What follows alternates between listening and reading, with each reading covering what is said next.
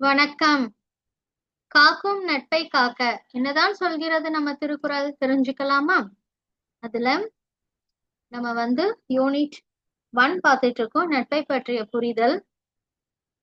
அதுல ஆராயாத நட்பின் விளைவுகள். ஒரு நட்பை ஆராயலைன்னா என்னென்ன மாதிரி விளைவுகள் ஏற்படும்ன்றத நம்ம பார்த்துட்டு இருக்கோம் இந்த ஃப்ரெண்ட்ஷிப் மேனேஜ்மெண்ட்ல, இல்லையா? சரி. லாஸ்ட் கிளாஸ்ல என்ன கேள்வி கேட்டோம்? அதாவது என்னென்ன விஷயங்களை ஆராயணும், ஆராய்ஞ்சுதான் நட்பு கொள்ளணும் அப்படின்னா என்னென்ன விஷயங்களை ஆராயணும்னு பார்த்தோம் இல்லையா?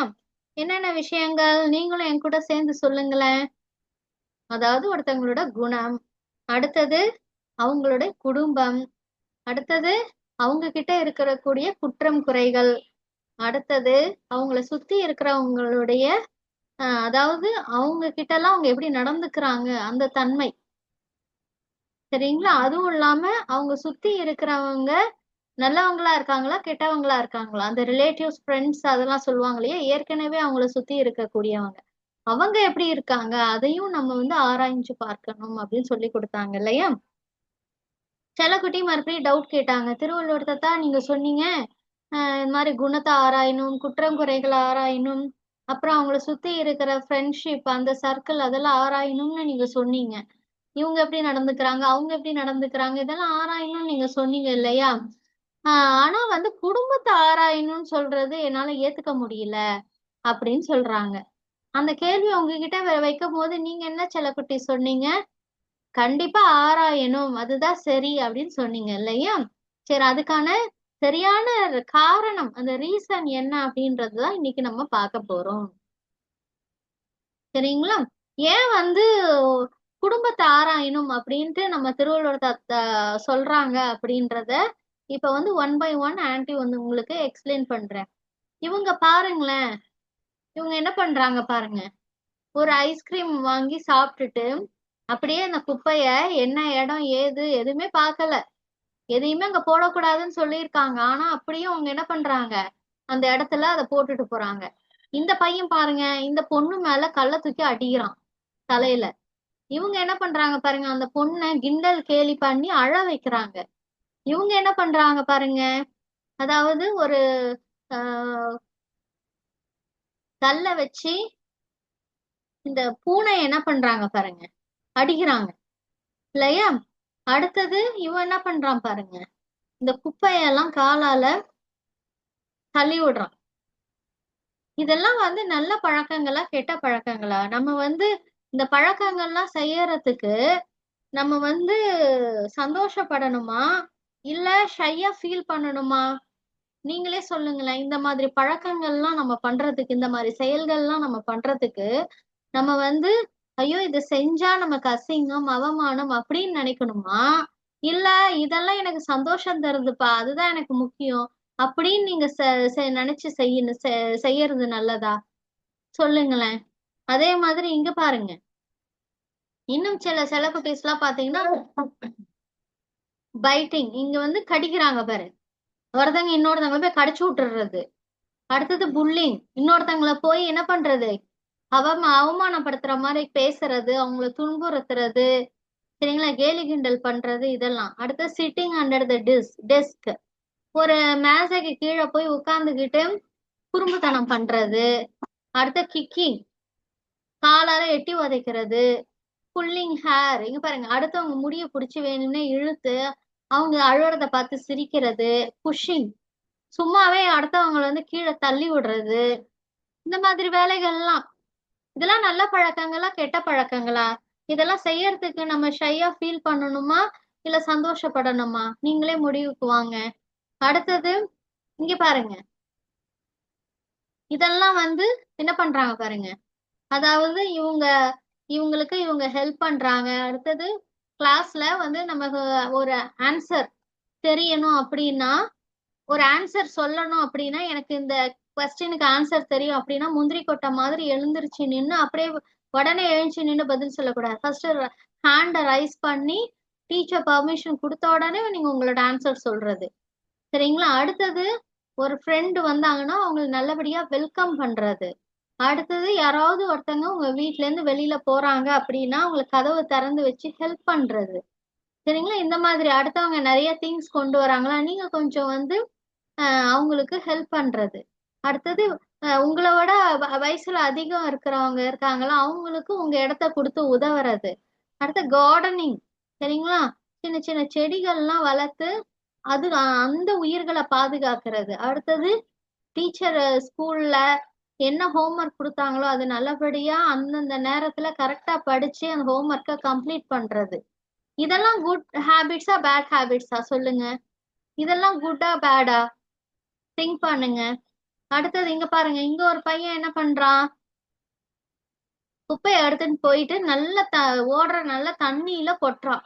அப்ப அந்த தண்ணி நான் வந்து அந்த தண்ணியில போய் தூசை அடைஞ்சு அந்த தண்ணியெல்லாம் என்ன ஆகும், அழுக்காயிடும்.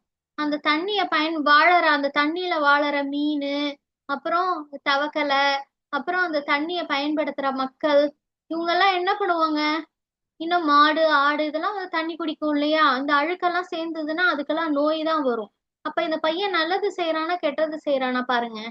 இந்த பையன் என்ன பண்றான் பாருங்க, அந்த குப்பைய ப்ராப்பரா அந்த குப்பை தொட்டியில கொண்டு போய் போடுறான் இல்லையா. இந்த மாதிரி கண்ட இடத்துல வீசாம ப்ராப்பரா குப்பை தொட்டியில கொண்டு போய் போடுறான். இப்ப எது நல்ல செயல், எது குட் ஹேபிட், இதுவா இதுவா? அதையும் திங்க் பண்ணுங்க. அடுத்தது பாருங்க, இந்த பொண்ணு என்ன பண்றாங்க, இந்த செடியை காலால எட்டி உதைச்சு அதை மிதிக்கிறாங்க. அதுவும் ஒரு உயிர் தான், நம்மள மாதிரி அதுவும் ஒரு உயிர் தான், அதுக்கும் வலிக்கும்.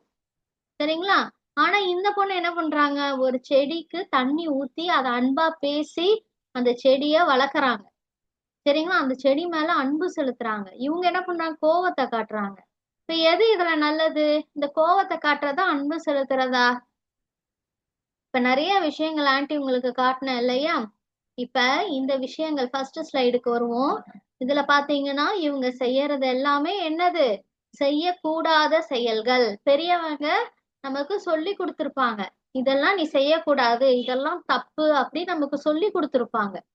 சரிங்களா? அதெல்லாம் அலட்சியம் செய்யாம நம்ம இதெல்லாம் தப்பு, இது செஞ்சா நமக்கு அசிங்கம், நமக்கு அவமானம், நமக்கு மட்டும் இல்ல, இந்த மாதிரி செயலை செய்யும் பொழுது அடுத்தவங்க வந்து உங்க அம்மா அப்பா கிட்ட ரிப்போர்ட் பண்ணும் பொழுது, கம்ப்ளைண்ட் பண்ணும் பொழுது உங்க அம்மா அப்பாக்கு அது சந்தோஷமா இருக்குமா, மனசு கஷ்டமா இருக்குமா?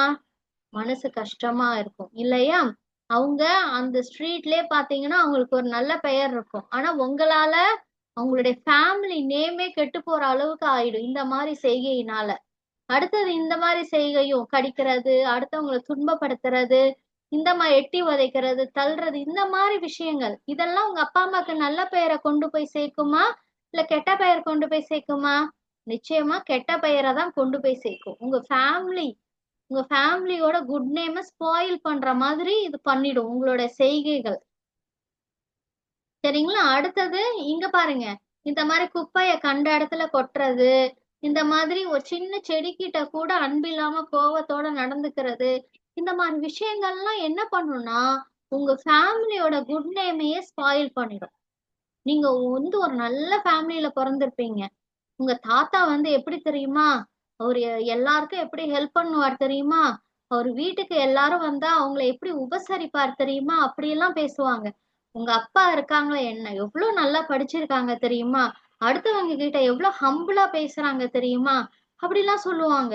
உங்க அம்மா இருக்காங்களே, யார் வீட்டுக்கு வந்தாலும் சாப்பாடு போட்டுதான் அனுப்புவாங்க, யார் வீட்டுக்கு வந்தாலும் ஸ்வீட்டா பேசுவாங்க அப்படின்ட்டு உங்க அம்மா அப்பா தாத்தா பாட்டி இவங்களை பத்தி எல்லாம் எல்லாரும் நல்ல மதிப்பு வச்சிருப்பாங்க. சரிங்களா? நீங்க அந்த நல்ல குடும்பத்துல பிறந்துட்டு இந்த மாதிரி செயல்கள்லாம் நீங்க செஞ்சீங்கன்னா உங்க அப்பா அம்மா உங்க ஃபேமிலி நேம் எல்லாருடைய பேரும் கெட்டு போயிடும்.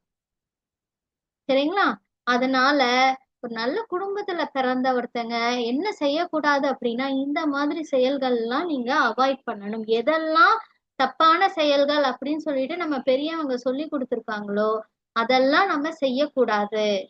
அந்த மாதிரி செயல்கள் செய்ய வேண்டிய சூழ்நிலை வரும் பொழுது நீங்க என்ன நினைக்கணும், இந்த மாதிரி நம்ம செஞ்சோம்னா இது நமக்கும் கெட்ட பெயரை வாங்கி தரும், நம்ம குடும்பத்துக்கும் கெட்ட பெயரை வாங்கி தரும் அப்படின்னு சொல்லி என்ன பண்ணுவாங்களாம், பயப்படணும். சரிங்களா? பயப்படணும். நமக்கு எங்கேயாவது ஒரு பழி, அதான் பழின்னா என்னது, ஒரு கெட்ட பெயர் நமக்கு வந்துடுமோ, ஏதாவது பாவம் வந்து சேர்ந்துருமோ அப்படின்னு சொல்லி நம்ம பயப்படணுமா? நமக்கு மட்டும் இல்ல, நம்ம குடும்பத்துக்கும் அது வந்து சேர்ந்துடுமோ அப்படின்னு சொல்லி பயந்து ஷையா ஃபீல் பண்ணி இந்த மாதிரி செயல்கள் எல்லாம் செய்யவே மாட்டாங்க. சரிங்களா? அப்படி இருக்கிறவங்க இந்த மாதிரி பாருங்க, இந்த மாதிரி குட் ஹேபிட்ஸ் எல்லாம் உங்கள்கிட்ட ஆட்டோமேட்டிக்காவே இருக்கும். இதுல காமிச்சேன் பாருங்க, இதெல்லாம் ஒரு நல்ல குட் ஹேபிட்ஸ். சரிங்க, இதெல்லாம் அவங்க கிட்ட ஆட்டோமேட்டிக்காவே இருக்கும். அது மட்டும் இல்ல, இந்த மாதிரி பாருங்க, ப்ராப்பரா குப்பையை எடுத்துட்டு போய் சரியான இடத்துல சேர்க்கறது, செடிங்கள்கிட்ட கூட அன்பு செலுத்துறது, இதெல்லாம் குட் ஹேபிட்ஸ். அவங்க ஃபேமிலி நேமை இன்க்ரீஸ் பண்ற மாதிரி தான் அவங்களோட செயல்கள் இருக்கும். எப்படி யார் இருக்காங்களோ அவங்க கிட்ட தான் நீங்க ஃப்ரெண்ட்ஷிப் வச்சுக்கணும். சரிங்களா? இந்த மாதிரி யாரு பழி பாவத்துக்கு அஞ்சுறாங்களோ அவங்க கிட்டதான் நீங்க ஃப்ரெண்ட்ஷிப் வச்சுக்கணும். அது எப்படி வரும் அப்படின்னா, இயற்கையாவே சில பேருக்கு நல்ல குடும்பத்துல பிறந்திருந்தாங்கன்னா அவங்களுக்கு ஆட்டோமேட்டிக்கா அந்த அந்த நல்ல பழக்க வழக்கங்கள் வந்துடும். ஒரு சின்ன தப்பு செய்யறதுக்கு கூட அவங்க என்ன பண்ணுவாங்க? பயப்படுவாங்க. கெட்ட பேர் வந்துடுமோன்ட்டு நாணுவாங்க, ஷையா ஃபீல் பண்ணுவாங்க அப்படின்ட்டு நம்ம திருவள்ளுவர் தாத்தா சொல்லி தராங்க. அப்ப குடும்பத்தை ஆராயணும்ன்றது சரிதானே? சரிங்களா? ஒரு நல்ல குடும்பமா இருந்துச்சுன்னா அதுல வரக்கூடிய அந்த குழந்தையும் எப்படி இருப்பாங்க? அவங்க அப்பா அம்மா வந்து ஒரு செயலுக்கு அஞ்சுறாங்க, ஒரு சின்ன பொய் சொல்றது கூட அவங்க நாணறாங்க அப்படின்னா அந்த குழந்தைக்கும் அந்த பழக்கம் வரும். அந்த குடும்பத்துல இருக்கிறவங்களோட பழக்கம் அந்த குழந்தைக்கும் வரும். அதனாலதான் ஃபர்ஸ்ட் குடும்பத்தை ஆராயணும்னு நம்ம திருவள்ளுவர் தாத்தா சொல்லி தராங்க. சரிங்களா? குடி பிறந்து தன்கண் பழி நாணுவானை கொடுத்தும் கொளல் வேண்டும் நட்பு அப்படின்னு சொல்லி தராங்க. குடி பிறந்து அப்படின்னா நான் நல்ல குடும்பத்துல பிறந்து, சரிங்களா, தன்கண் பழி நாணுவானை, அதாவது தன்னால தனக்கோ தன் குடும்பத்துக்கோ ஏதாவது பழி வந்துருமோ தன்னுடைய செயலால, கெட்ட செயலால, சின்ன தவறுனால அப்படின்னு சொல்லிட்டு யாரெல்லாம் வந்து ஷையா ஃபீல் பண்றாங்களோ, நாணறாங்களோ அவங்களுடைய ஃப்ரெண்ட்ஷிப்பை கொளல் வேண்டும். எப்படி கொளல் வேணும்? கொடுத்தும். கொடுத்தும்னா என்னது? நீங்க ஏதாவது ஒரு பொருளை தாண்டி எதை கொடுக்கணும் அப்படின்னா உங்க மனசை கொடுக்கணும். சரிங்களா? உங்க அறிவை கொடுக்கணும். சான்றோர்கள்லாம் இருக்காங்கன்னு வச்சுக்கோங்க, பெரிய பெரிய சான்றோர்கள்லாம் இருக்காங்கன்னு வச்சுக்கோங்களேன், உங்களை எப்படி ஃப்ரெண்டா ஏத்துப்பாங்க அப்படின்னா, நீங்க வந்து அற வழியில நடக்கிறீங்களா? நீங்க எப்பவுமே நேர்மையா இருக்கிறீங்களா? நீங்க வந்து எப்பவுமே அறிவை பயன்படுத்துறீங்களா? நீங்க வந்து மனசாலதான் அவங்க கூட பழகுறீங்களா? இந்த மாதிரி விஷயங்கள்லாம் நீங்க ஆராயற மாதிரி அவங்களும் ஆராயுவாங்க.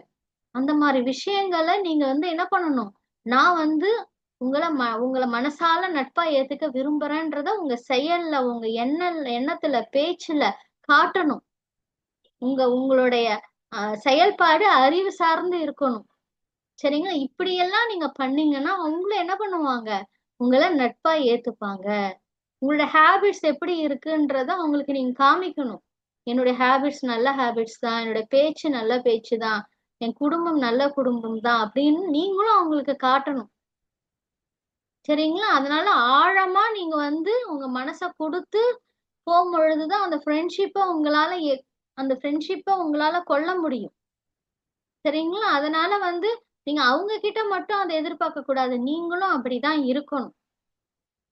அந்த மாதிரி இருந்து அந்த ஃப்ரெண்ட்ஷிப்பை நீங்க வாங்கணும். ஒரு சின்ன உங்ககிட்ட ஒரு தவறு இருந்தா கூட அவங்க உங்ககிட்ட வரமாட்டாங்க. அதனால உங்க நல்ல பழக்க வழக்க நடவடிக்கைகள் எல்லாத்தையும் நல்லதா மாத்தி கொடுத்து நீங்க என்ன பண்ணணும்? அவங்களுடைய நட்பை நீங்க பெறணும். இதுவே கெட்ட ஃப்ரெண்ட்ஷிப்னா நம்ம திருவள்ளுவர் தாத்தா என்ன சொல்றாரு? ஏதாவது ஒரு பொருளை கொடுத்து உன் ஃப்ரெண்ட்ஷிப் இதோட வேண்டாம்ப்பா அப்படின்னு போயிட சொல்றாரு. ஆனா இந்த மாதிரி ஒரு நல்ல ஃப்ரெண்ட்ஷிப் வந்து உங்க மனச அவங்க கிட்ட கொடுத்து ஆழமான நட்பை ஏற்படுத்திக்கோங்க அப்படின்னு சொல்றாங்க. அந்த அளவுக்கு ஆழமா ஒரு நட்பை இந்த மாதிரி இருக்கவங்களை விட்டுறாதீங்க அப்படின்னு சொல்றாங்க. குடி பிறந்து தன்கண் பழி நாணுவானை கொடுத்தும் கொளல் வேண்டும் நட்பு அப்படின்ட்டு ரொம்ப அழகா அந்த நட்பு ஆராய்தல் அதிகாரத்துல நமக்கு சொல்லித்தராங்க செல்லக்குட்டீஸ். சரி, மறுபடியும் இந்த செல்லக்குட்டி என்ன சொல்றாங்கன்னா, ஒருத்தவங்களோட குடும்பத்தை போய் ஆராயணும்னு நீங்க சொல்றீங்க, அப்படி சொல்றது வந்து ஒரு நாகரிகமான செயலா எனக்கு தெரியல அப்படின்னு சொல்றாங்க. அதாவது நான் போய் ஒருத்தங்களோட குடும்பத்தை ஆராயும் பொழுது அது அவங்களுக்கு அவமானம் தானே, அது நாகரிகம் இல்லையே அப்படின்னு கேக்குறாங்க. இதுக்கு நீங்க செல்லக்குட்டீஸ் என்ன பதில் சொல்ல போறீங்க? அழகா சொல்லி அனுப்புங்களேன் உங்களோட பதில். Thank you so much.